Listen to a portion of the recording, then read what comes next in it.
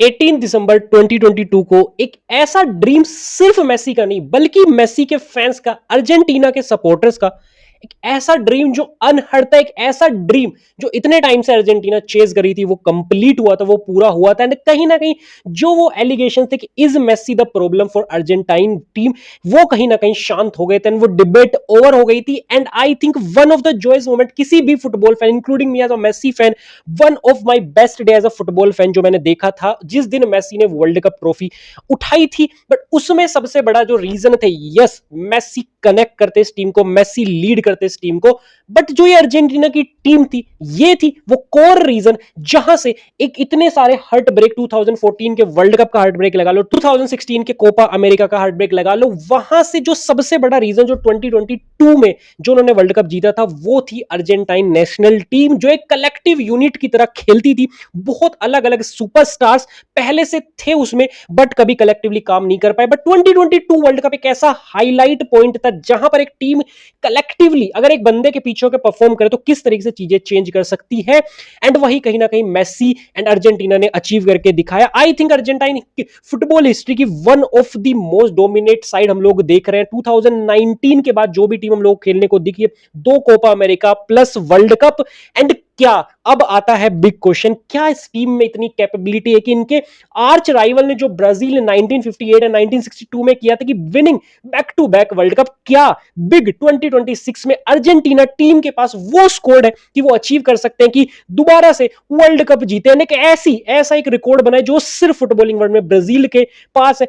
ये देखना होगा। तो आज हम देखेंगे अर्जेंटीना का पूरा स्कोर, देखेंगे क्या इस अर्जेंटाइन टीम में वो दम है या वो तरह का फ्लेवर है, क्या 2026 में वो लोग जाके वर्ल्ड कप जीत सकते हैं। तो अगर आप चैनल पे पहली बार हैं तो प्लीज चैनल को सब्सक्राइब करिएगा। वीडियो अगर आपको पसंद आते हो तो लाइक करिएगा। हम और भी बहुत सारी वर्ल्ड कप रिगार्डिंग वीडियो बनाने वाले हैं दोस्तों। तो चलिए स्टार्ट करते हैं। Welcome to all round football. अब जिस दिन अर्जेंटीना का ये स्कोर रिलीज हुआ, उस दिन एक चीज बड़ी हाईलाइट दिखती है कि स्कलोनी ने जो टीम रखी है वो कहीं ना कहीं 2022 का जो कोर था उसको मेंटेन करके रखा है। अराउंड 17 प्लेयर्स 26 प्लेयर के लिस्ट में वो प्लेयर है जिन्होंने कतर में वर्ल्ड कप खेला था। एंड क्यों ना रीजन भी ऐसा, क्योंकि बहुत सारे ऐसे प्लेयर थे उस टाइम पे जो कहीं ना कहीं यंग थे। आप एंजो की बात करो, आप मैकलिस्टर की बात करो, अल्वारेज तो उस ही वर्ल्ड कप से शाइन करना चालू हुए थे। तो कहीं ना कहीं वो कोर बचा रहने वाला था। जिस तरह का एंजो टर्न आउट किया, जिस तरीके से मैकलिस्टर टर्न आउट किया, अल्वारेज वी ऑल नो कि वो सुपरस्टार है इस समय एटलेटिको मैड्रिड में, तो कोई बुराई नहीं है कहीं ना कहीं कोर को मेंटेन करने में। बट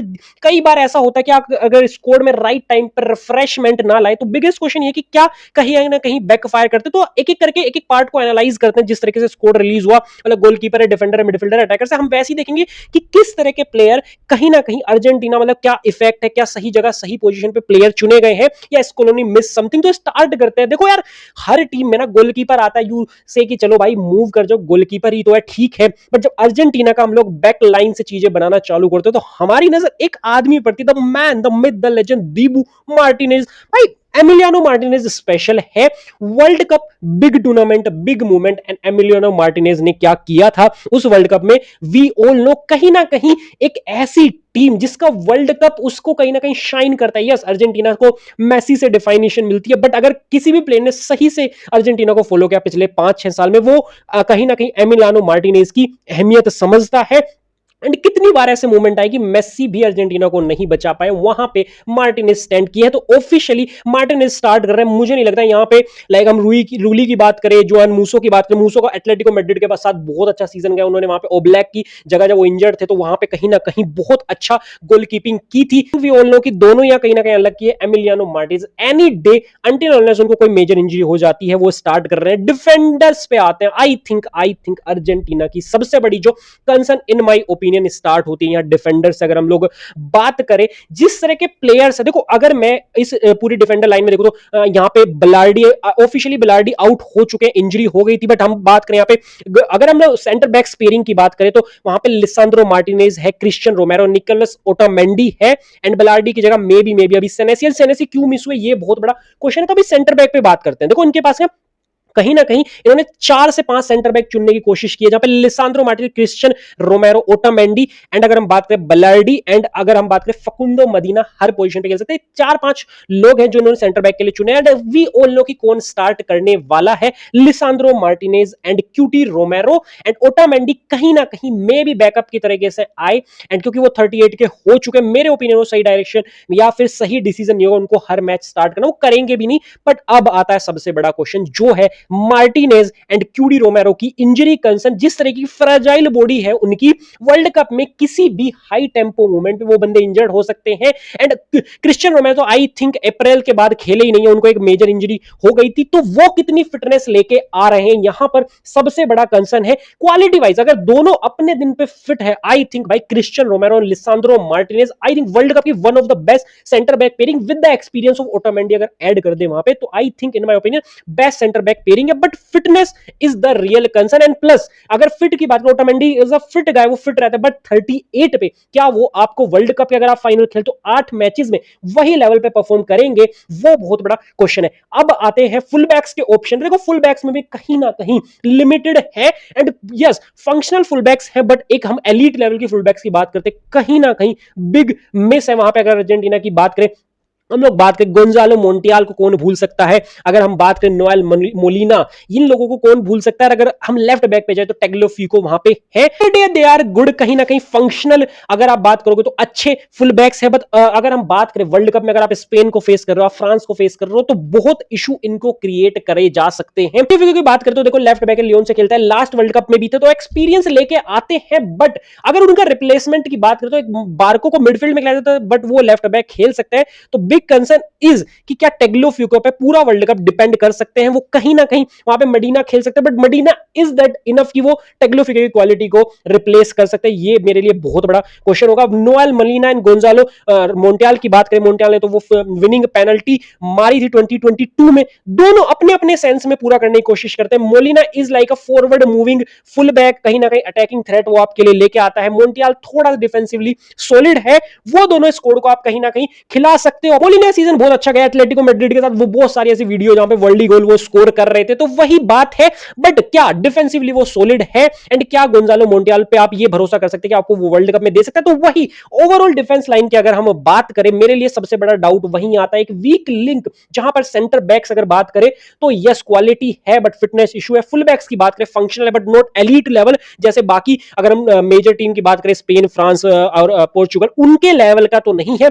ये एक बहुत बड़ा कंसर्न इन माय ओपिनियन है। अब आते हैं किसी भी टीम के जो इंजन होता है, जो उनका मिडफील्ड होता है, तो क्या अर्जेंटीना वेल इक्विप्ड है with world class talent in the midfield. देखो एक बात तो सिंपल सी है, देखो जो कंसर्न मुझे अगर हम डिफेंस की बात करें ना, वो मिडफील्ड में बिल्कुल भी नहीं आते। क्वालिटी प्लेयर्स है वहां पे, अब बहुत सारे ऐसे प्लेयर हैं जो कि कोर मेंटेन, जो हम बात करते हैं बहुत सारे ऐसे प्लेयर जिन्होंने अपना प्लेस मेंटेन किया एंड भाई जनरली वो कहीं ना कहीं जस्टिफाई भी उन बंदों ने किया है। जहां पे एंजो फर्नांडिस, मैकलिस्टर की बात करें, वो कहीं ना कहीं यंगस्टर के तौर पे उस टाइम पे थे एंड अब वही वो वेल मैच्योर्ड प्लेयर हो चुके हैं, बड़े बड़े क्लब के लिए उन्होंने मूव लिया विद इन दोस 4 इयर्स अगर हम लोग बात करें। उसके अलावा कुछ ऐसे प्लेयर है जो मैच्योर है, वहां पे कहीं ना कहीं लीडरशिप का रोल निभा सकते हैं, कहीं ना कहीं जो वो ट्रस्ट है भाई, अगर हम बात करें लियोनेल स्कोलोनी का, वो उन प्लेयर्स पे है। तो सबसे पहला जो बहुत बड़ा एक नाम है लियांद्रो परादेस। अगर आप बोलोगे कि अरे Paredes in big 2026 there are certain other player जिनको स्कोलोनी जा सकता था, बोका पे खेलता है, क्या ये अर्जेंटीना के स्कोर के लिए वर्थ इट है? बट जिस तरह का ट्रस्ट है, जैसा हम लोगों ने क्वालिफायर लेटली देखा है कि परादेस तो आई थिंक वहां पे होते सब हो क्या स्टार्ट करे,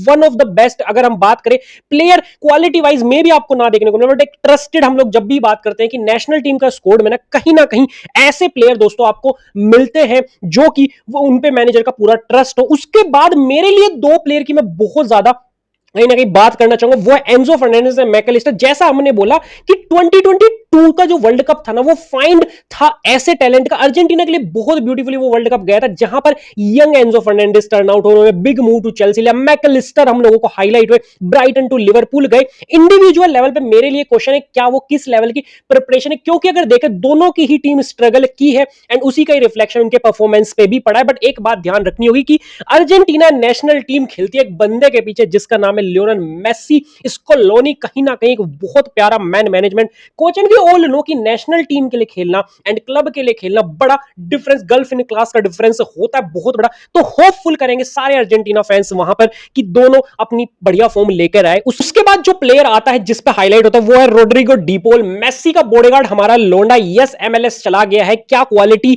जो 2022 में कहीं ना कहीं पीक पे थे, 28 इयर्स के थे, 32 या 33 के अराउंड हो चुके हैं, क्या वो क्वालिटी अभी भी है? तो यार क्वालिटी वाइज मैं बोलूंगा Enzo Fernandez, Mac Allister other player है जो उनको बीट करते हैं, पर जो एक प्लेयर होता है जिसपे मैनेजर का ट्रस्ट होता है, जो हमने परेडेस के लिए बात की, जो मैनेजर के लिए, टीम के लिए एंड उससे भी बड़ी चीज मेसी के लिए भाई खेलता है, वो बंदा कहीं ना कहीं रोड्रिगो डीपोल है। वो डर्टी वर्क जब आपको कहीं ना कहीं गेम चल रहा हो, आप लीड कर रहे हो, कहीं ना कहीं वो येलो कार्ड लेने वाला जो प्लेयर होता है टीम के लिए, कहीं ना कहीं भाई वहां पे अगर बात करें हम लोग रोड्रिगो डीपोल वो है। उसके बाद एक हाईलाइट काफी लोग बोलेंगे अर्जेंटीना फाइन, जो वो कहीं ना कहीं सरप्राइज थे, जिवानी लो सेल्सो का। आई थिंक 2022 का कतर वर्ल्ड कप उनका चांस था बट वो बंदे ने मिस किया ड्यू टू इंजरी। उसके बाद एक ऐसा करियर जो हाईलाइट रहेगा इंजरी के बाद, बट ऑन दैट डे अगर ए फिट जिवानी लो सेल्सो जिस तरह की क्रिएटिविटी लेके आता, आई थिंक इस मिडफील्ड में वो क्रिएटिविटी कोई भी लेके आ सकता है। बट बड़ा कंसर्न ये कि बंदा फिट कितना है। अगर हम बात करें 17 अपीयरेंसेस आई थिंक रियल बेस्टिस के लिए सीजन रही है, तो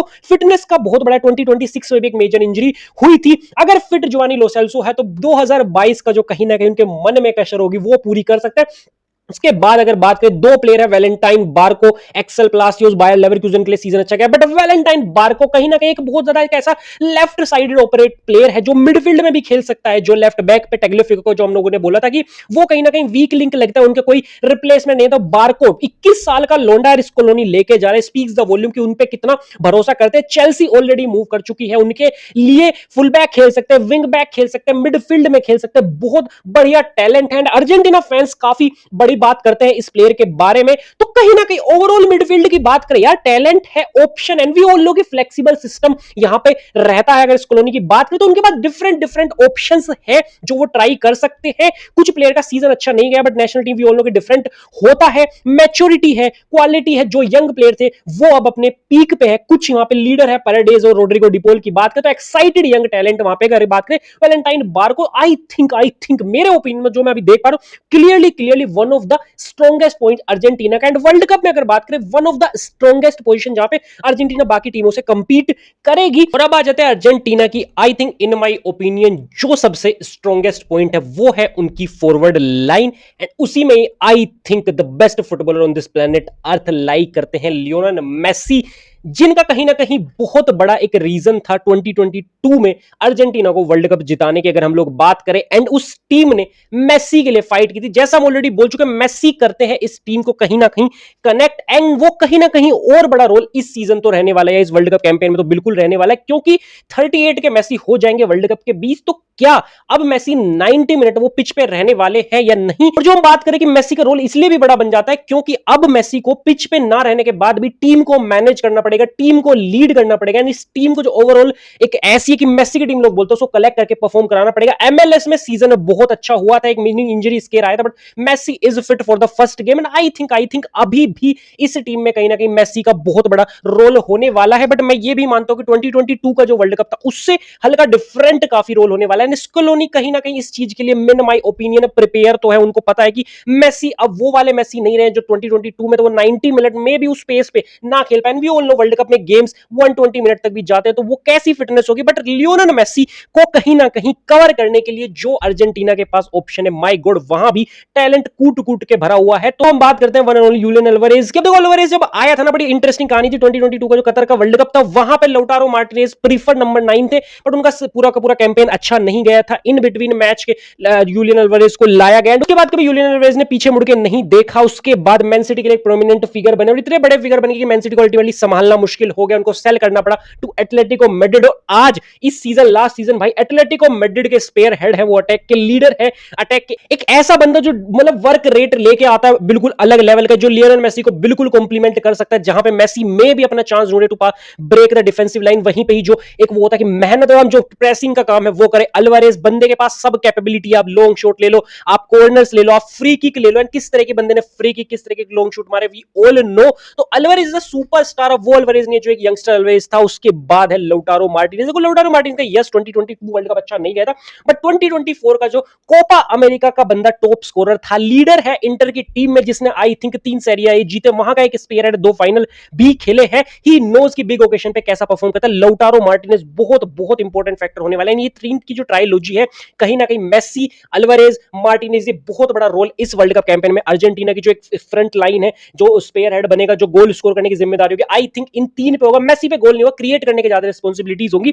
अब आते एक ऐसी चीज पे जिसका बहुत लोगों को फोकस नहीं जा रहा। मैंने अभी ऑलरेडी कितनी बार बात कर चुकी, जो कतर का वर्ल्ड कप था ना, अर्जेंटीना का बहुत बड़ा रीजन था कि जो वहां के यंगस्टर आए थे उस टीम में लेके स्कलोनी, उन्होंने प्रूव किया था, वो एक लीडरशिप, एक बड़े प्लेयर बन के निकले थे। एंड कहीं ना कहीं अर्जेंटीना के पास इस समय I think, not only Argentina की बात करें, वर्ल्ड में one of the best young upcoming talent निको पाज। मतलब कोमो के लिए बंदे ने 12 गोल 6 असिस्ट, और एक ऐसा प्लेयर जो मतलब देखो लाइफ कहीं ना कहीं कभी ना कभी तो अर्जेंटीना को एक्सेप्ट करनी पड़ेगी, they have to move forward without Lionel Messi. And कहीं ना कहीं निको पाज इस वर्ल्ड कप में वो रिस्पॉन्सिबिलिटी हम लोगों को दिखाने की बात करनी पड़ेगी। और कहीं ना कहीं मतलब क्या टाइम आ गया, हम लोग ऐसी बात करेंगे लियोनेल मेसी को रिप्लेस करने के लिए, कहीं ना कहीं वो सब आउट करने के लिए, उनको लाइक 90 मिनट नहीं खेल पा रहे, उस मिनट को बचाने के, ऐसा प्लेयर अर्जेंटीना के पास है। This is unbelievable. निको पाज, यस लियोनेल मेसी नहीं है, बट एक परफेक्ट रिप्लेसमेंट अगर नहीं होता तो बहुत इशू पड़ने वाले थे। बट निको पाज वो है जो बंदा क्रिएट करता है, जिस बंदे के पास में एबिलिटी है टू टेक शॉट, जिस बंदे के पास ड्रिबलिंग एबिलिटी, जिसके पास वो होता है कि पूरी जो कि डिफेंस लाइन को खोल के रख देता है। He can unlock Alvarez, Lautaro Martinez, crucial movement,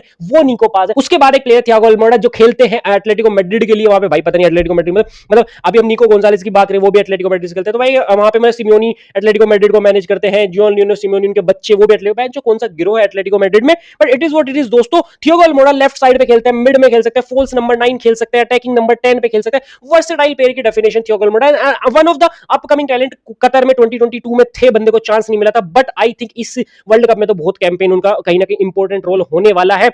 Simeone है वहां पे, अगर हम बात करें सिमियोनी के बेटे जॉनलोनी सिमियोनी वहां पर है। कहीं ना कहीं सिमियोनी मतलब जो वो एक वो था ना बहुत बड़ा जो मिस है डिमारिया 2024 कोपा अमेरिका के बाद उन्होंने रिटायरमेंट ले लिया था, वो कहीं ना कहीं जो वो वर्क रेट देते थे at least right hand side पे जो विड्थ होल्ड करके रख सकते थे, तो सिमियोनी मे भी पूरे मैच तो ना खेले, बट एट पार्ट किसी गेम में आए तो वो रोल निभाते हुए दिखते। वर्क रेट आई थिंक भाई उसके बाप की तरह, उसके पापा की तरह, जितना बंदा ऑफ द फील्ड एक्साइटेड वो मैनेजर दिखता, वही आई थिंक उसने अपने बच्चे के अंदर चैनलाइज किया। भागता रहता है सेंट्रली वर्टिकली, आपको इतना ज्यादा मूवमेंट देगा। कहीं ना कहीं अर्जेंटीना अगर अनलॉक करते तो बहुत फायदा होगा। Nico Gonzalez another player Atletico Madrid की मंडली से आते जो अर्जेंटीना के हैं, एंड कहीं ना कहीं वो जो भाई लेफ्ट साइड पे जो एरियल एबिलिटी है, थोड़ा डर्टी वर्क, थोड़ा एक फिजिकलिटी लाते हैं, जहां पे इतने टेक्निकल प्लेयर्स उनकी फॉरवर्ड लाइन में, वहां पे निको गोंजालेस आपके लिए कहीं ना कहीं एक फिजिकलिटी लाते हैं। तो ओवरऑल देखा जाए तो बहुत अच्छा एक स्कोर है अर्जेंटीना का इस वर्ल्ड कप की बात करें। Forward line I think best है, उसके बाद मिडफील्ड एंड डिफेंस, कहीं ना कहीं चीजें अर्जेंटीना के लिए अगर फॉरवर्ड लाइन क्लिक की फ्रॉम द फर्स्ट मैच, तो this will be another campaign जहां पे वो लोग काफी आगे तक जा सकते हैं। कहीं ना कहीं इस समय टैलेंट है भाई, जो प्लेयर यंग थे वो मैच्योर हो गए हैं with better experience of some young players, एक अच्छा सीजन वो खेल के आ रहे हैं, तो बहुत अच्छा सिचुएशन है। यही I think forward line Argentina अगर रीच करती है अनदर फाइनल, तो मैं सरप्राइज नहीं होगा। उसका कोर पार्ट, उसकी मेन रिस्पॉन्सिबिलिटी, कहीं ना कहीं रीजन जो होगा वो फॉरवर्ड लाइन होगा।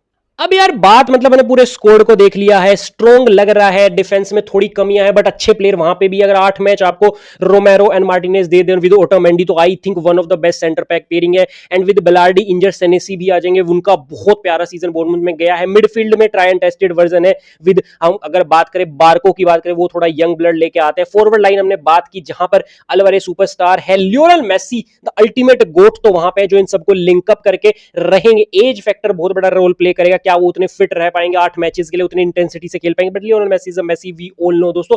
आई थिंक मेरे ओपिनियन में वो तो बहुत बड़ा क्वेश्चन है। उसके बाद अगर बात करें निको पास, थियागो अल्मोड़ा, निको गोंजालेस, सब मिलकर एक बेहतरीन, विद लौटारो मार्टिनेज को भी इसमें ऐड कर दो, एक बेहतरीन फ्रंट लाइन बनाते हैं। बट बड़ी बात ये है दोस्तों कि ब्राजील जो कि 1962 का रिकॉर्ड है, कोई भी टीम अपने वर्ल्ड कप को डिफेंड नहीं कर पाई, तो अर्जेंटीना के पास एक बहुत बड़ा हार्ड टास्क है इस टाइम पे। फ्रांस एक बहुत अच्छी टीम है, पोर्चुगल के पास टैलेंट है, Spain we all know Euro champion है, जिस तरह की फुटबॉल वो खेल रहे हैं, कहीं ना कहीं उनके पास टैलेंट है। तो अर्जेंटीना के जो कंपटीशन है इस समय, इस टाइम पे, इस कैंपेन में बहुत अच्छी टीमें उनके सामने आने वाली है। एंड यार मतलब वही वाली बात है, 2022 का जो वर्ल्ड कप था, कहीं ना कहीं हंगर थी to win it for Leo Messi, and कहीं ना कहीं वो चीज उन्होंने करी। क्या वो हंगर अब बची है? कुछ प्लेयर ऐसे हैं जो अपने ना पीक को कहीं ना कहीं पास कर चुके हैं, कुछ प्लेयर ऐसे हैं जिनकी राइट फॉर्म नहीं है। तो देखना बड़ा इंटरेस्टिंग हो किस तरीके से वर्ल्ड कप कहीं ना कहीं चैनलाइज या फिर कहीं ना कहीं जाता है। बट देखिए जाए तो बहुत अच्छी स्कोर है, कहीं ना कहीं कोर को बचा के रखा हुआ 17 प्लेयर उस 2022 के जो वर्ल्ड कप से बचे हुए आ रहे हैं। एंड कहीं ना कहीं कई बार ऐसा होता है कि जो एक कर्स होता है कि जहां पे आप ना कोर बचा लेते हो और वो परफॉर्म नहीं करती, नेक्स्ट वर्ल्ड कप में ये देखने को मिलता। लोगों ने कर्स बना दिया, हमने फ्रांस के साथ देखा, हमने जर्मनी के साथ देखा 2014 2018 में। तो क्या अर्जेंटीना भी उसका शिकार होगी? क्योंकि फ्रांस ने तोड़ा था जिंक्स जब उन्होंने फाइनल खेला था जीतने के बाद। तो अर्जेंटीना के पास टीम तो है, क्योंकि फ्रांस के पास टीम थी। एंड अगर आपके पास अच्छी टीम है, अच्छा मैनेजर है, और एक टीम आपस एक दूसरे के लिए खेलना चाहती है, तो भाई कोई कर्स एग्री या फिर कोई कर्स वहां पे लाई नहीं करता। मेरे ओपिनियन में बहुत एक स्ट्रॉन्ग स्कोर है अर्जेंटीना का। एंड अगर आप मुझसे पूछोगे, ऑस्ट्रिया है, अल्जीरिया है, जॉर्डन है उनके ग्रुप में, तो I can easily see them कि वो टॉप कर रहे हैं ग्रुप को। मेरे ओपिनियन में अगर अर्जेंटीना सेमीफाइनल खेलती है, एज अ मेसी फैन मेरे लिए तो सब कुछ अचीव हो चुका था 2022 में मैं, बट अगर अर्जेंटीना सेमीफाइनल तक जाती तो मेरे लिए कोई सरप्राइज नहीं है, टैलेंट है उनके पास में। एंड अगर हम बात करें वर्ल्ड में टॉप 4 टीमों में, तो डेफिनेटली भाई अर्जेंटीना आती है। Do let me know in the comment section दोस्तों, आपका क्या थॉट है कि अर्जेंटीना कहां तक जाएगी वर्ल्ड कप में? कौन सी ऐसी टीम है जो उनको परेशान कर सकती है इन देयर ग्रुप या फिर आगे आने वाले मैचेस में? एंड वीडियो प्लीज पसंद आई हो तो दोस्तों प्लीज प्लीज रिक्वेस्ट है, बहुत मेहनत लगती है, लाइक करके जरूर जाइएगा, चैनल पे नए हैं तो सब्सक्राइब करिएगा। टिल देन हम अगली वीडियो आपके लिए उतनी मेहनत से उतनी अच्छी बनाने की कोशिश करेंगे। Tata bye bye.